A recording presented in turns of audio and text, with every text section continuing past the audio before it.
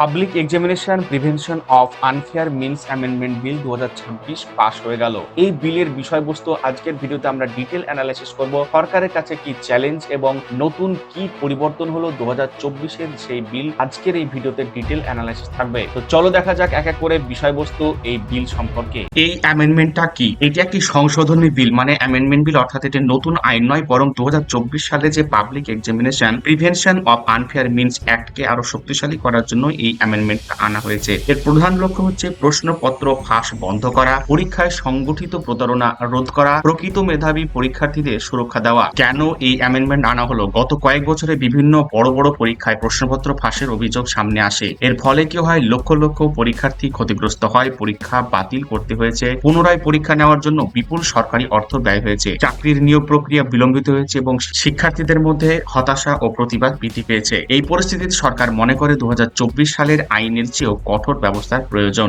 ২০২৪ সালের আইনের উদ্দেশ্য কি ছিল? ২০২৪ সালের আইন মূলত কেন্দ্রীয় স্তরের বিভিন্ন পাবলিক এক্সামিনেশনে অসাধু উপায় বন্ধ করার জন্য তৈরি হয়েছিল। এই আওতায় UPSC, SSC, railway recruitment board, IBPS, national testing এজেন্সির মতো সংস্থা। এই আইন প্রথমবার প্রশ্নপত্র ফাঁসকে একটি বিশেষ অপরাধ হিসেবে চিহ্নিত করে। এবার হচ্ছে ২০২৬-এ অ্যামেন্ডমেন্টে পরিবর্তন কি হলো? নতুন সংশোধনীতে কয়েকটি গুরুত্বপূর্ণ পরিবর্তন আনা হয়েছে। আরো কঠোর শাস্তি, যেমন আগের তুলনায় জেল ও জরিমানা উল্লেখযোগ্যভাবে বাড়ানোর প্রস্তাব রয়েছে, যাতে সংঘবদ্ধ অপরাধ চক্রের বিরুদ্ধে শক্তিশালী বার্তা যায়। সার্ভিস প্রোভাইডারদের বিরুদ্ধে কঠোর ব্যবস্থা। যদি কোনো সংস্থা বা কোম্পানি প্রশ্নপত্র ফাঁস বা প্রতারণায় যুক্ত থাকে, তাহলে আগে ৪ বছরের পরীক্ষার কাজ থেকে নিষিদ্ধ করা যেত। নতুন সংশোধনীতে সেই সময়সীমা ৮ বছর করা হয়েছে। এবার হচ্ছে ফাস্ট ট্র্যাক ব্যবস্থা। অনেক সময় পেপার লিক মামলায় বিচার শেষ হতে বহু বছর লেগে যায়। এই কারণে নতুন সংশোধনীতে দ্রুত তদন্ত, দ্রুত চার্জশিট, ফাস্ট ট্র্যাক কোর্টের মাধ্যমে দ্রুত বিচার, এর উপর জোর দেওয়া হয়েছে, এই উদ্দেশ্যে যে অপরাধীদের দ্রুত শাস্তি নিশ্চিত করা যায়। এবার আমরা দেখব যে প্রযুক্তির ব্যবহারে সরকার কোন কোন পদক্ষেপ নিচ্ছে। বর্তমানে অনেক প্রশ্নপত্র ডিজিটাল মাধ্যমে ফাঁস হয়ে যায়, যেমন Telegram, WhatsApp, cloud storage, encrypted message app. তো সংশোধনীতে নির্ভরযোগ্য অপরাধ মোকাবিলায় আরো কঠোর নজরদারি ও নিরাপত্তার ব্যবস্থার কথা বলা হয়েছে। এবার হচ্ছে কারা এই বিষয়ে সবচেয়ে বেশি উপকৃত হবে? তো এই আইনের সবচেয়ে সুবিধাভোগী হবেন সরকারি চাকরির প্রার্থী, কম্পিটিটিভ এক্সাম অ্যাসপিরেন্টস গুলো, এন্ট্রান্স এক্সাম ক্যান্ডিডেট আর প্রকৃত মেধাবী ছাত্রছাত্রী। বিষয় হচ্ছে যদি প্রশ্নপত্র ফাঁস কমে, তাহলে মেধার ভিত্তিতে নির্বাচন আরো শক্তিশালী হবে। এবার আমরা দেখবো যে সরকারের বক্তব্য কি। এই সংশোধনী শুধুমাত্র শাস্তি বাড়ানোর জন্য নয়, এর মূল কিছু উদ্দেশ্য রয়েছে। সেটা হচ্ছে transparent examination, fair examination, credible recruitment আর মেরিট বেস সিলেকশন, অর্থাৎ পরীক্ষা ব্যবস্থায় বিশ্বাসযোগ্যতা পুনরুদ্ধার করাই কিন্তু উদ্দেশ্য।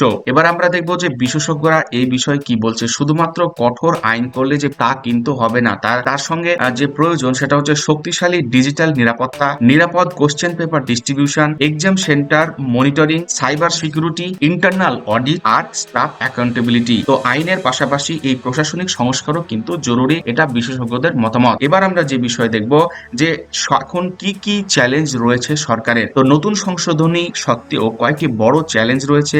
সেটা হচ্ছে অর্গানাইজ ক্রাইম নেটওয়ার্ক, ইনসাইডার যে leak, digital hacking, local level corruption, state এজেন্সির মধ্যে সমন্বয় এবং দ্রুত তদন্ত বিচার ব্যবস্থা বাস্তবায়ন। এই সমস্ত চ্যালেঞ্জ রয়েছে সরকারের পক্ষে এই নতুন বিল আনার পর। এবার আমরা দেখবো যে কম্পিটিটিভ এক্সামের জন্য এই বিলটার গুরুত্বপূর্ণ কি কি তথ্য জানতে হবে। সেটা হচ্ছে বিলের নামটা কি। সেটা হচ্ছে public examinations prevention of unfair means amendment bill 2026, আর অরিজিনাল অ্যাক্ট হচ্ছে public examinations prevention of unfair means act 2024। এবার হচ্ছে লোকসভাতে ইন্ট্রোডিউস হয় কবে? 27 জুলাই 2026, আর লোকসভাতে পাস হয় 29 জুলাই 2026। এর পারপাসটা হচ্ছে পেপার লিক ও এক্সাম ফ্রডের কিন্তু প্রতিরোধের জন্য এই অ্যামেন্ডমেন্ট বিলটা আনা হয়। ভিডিওটা ভালো লাগলে লাইক করুন এবং শেয়ার করুন, কমেন্টে আপনার মতামত জানাতে পারেন। আর চ্যানেলে প্রথমবার আসলে অবশ্যই চ্যানেলটা সাবস্ক্রাইব করুন পরবর্তী অ্যানালাইসিস ভিডিওর জন্য। ভিডিওটা দেখার জন্য অসংখ্য ধন্যবাদ। দেখা হচ্ছে পরবর্তী ভিডিওতে।